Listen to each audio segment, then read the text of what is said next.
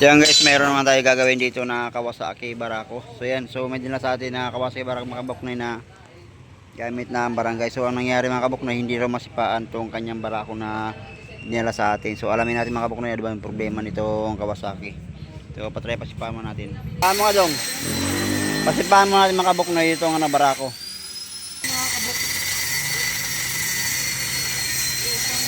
So ito yung problema mga kabuknoy, ayun na makikaya no.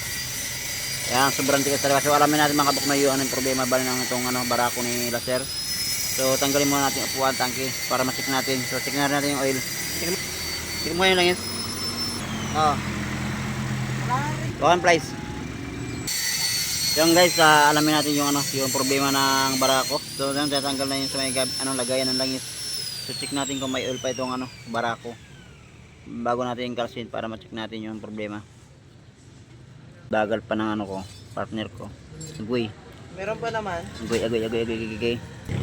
Shit, sarap. Upsit, angat. Meron pa naman. Mayroon.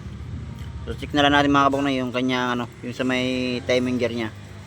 Yun, so kalasin muna natin yung upuan tangke. Guys, natanggal na natin yung bolt sa may cover. So check natin yung sa may bandang timing gear kung anong itsura. Aray ko, tuyuan talaga to. So yan guys, oh. Tuyo yung kanyang timing gear. So check natin, tanggalin naman natin yung head saka yung kanyang cylinder block. Yan guys, nakakalas na natin yung tornilyo dito sa kanyang head. So ayan, kung napapansin nyo yung kanyang aray, ayan oh. So yan guys, so kalasin muna natin yung bolt sa may kanyang cylinder head. So para ma-check natin kung ano ba yung naging tama doon sa kanyang kick na ayun na mga bumaba. So yan guys, so kalasin ko muna timing gear. So yan guys, so nakalas na natin yung cylinder head. So check natin mga kabuknoy yung itong gagawin nating Barako. Ayan o. So yan guys. So yan, kung napapansin mo, ito yung kanyang head o. Aray, sobrang carbon na talaga na ito katuyo na. So tanggalin natin dito sa may bandang kanya cylinder block. So ma-check na natin dito kung ano ba yung naging tama. So dito sa guide magpapalit na rin tayo. So yan, naputol na rin. Ayan, so check natin yung block. So yan guys, so nakalas na natin yung head. So check natin yung block. So goods naman yung block mga kabuknoy. Wala naman siya naging good sa tama. Yan guys, so goods naman yung kanyang block. So mga kabuknoy, ayan o. Pero dito natin titik sa may kanyang cylinder head. So yan, kapapansin nyo yung camshaft na yung mga kabuknoy. So titik natin yan. So ikutin natin yan mga kabuknoy. Ikutin natin yan. Check natin kung umiikot ba ito itong kanyang locker arm. So check natin. So dito sa kanyang piston tsaka yung kanyang cylinder blocks, goods naman. Wala naman sa naging problema mga kabuknoy. So okay pa naman to. So ang next natin gagawin natin dito yung kanyang camshaft sa may head. Check natin to. So check natin. Sana hindi siya tama yung may camshaft niya. Yan guys, so kalasin na natin yung sa may head, sa may camshaft niya mga kabuknoy. Dahil nga ito nag-stack up sa kanya camshaft dahil nga nabusan to ng oil. So yun nasira dito yung kanya camshaft o mistack up dun sa kanyang dito sa bandang dulo nito mga kabuknoy. So kalasin ko muna para ma-check natin yung ano pa yung ibang tama dito sa kanyang head. Ayun, let's go.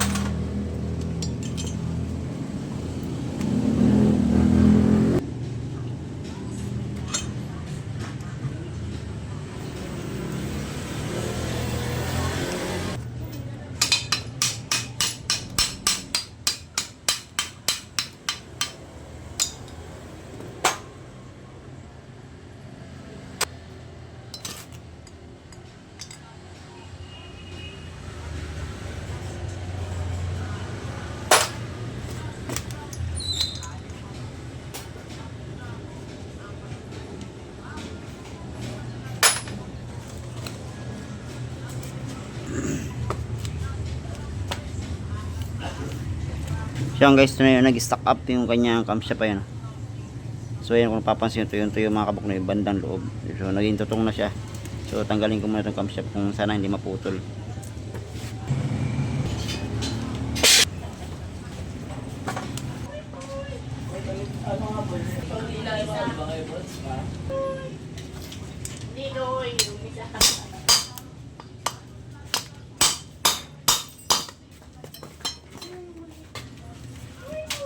Sisil.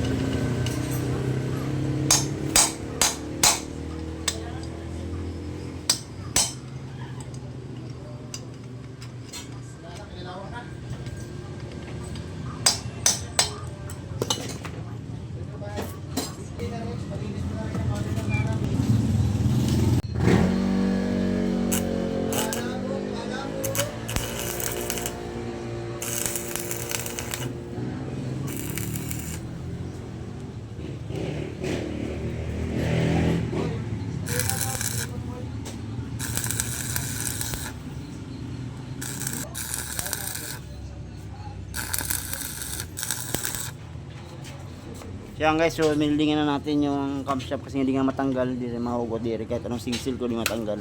So ang ginawa ko, minildingan ko kasi magpapalit na rin tayo ng camshaft.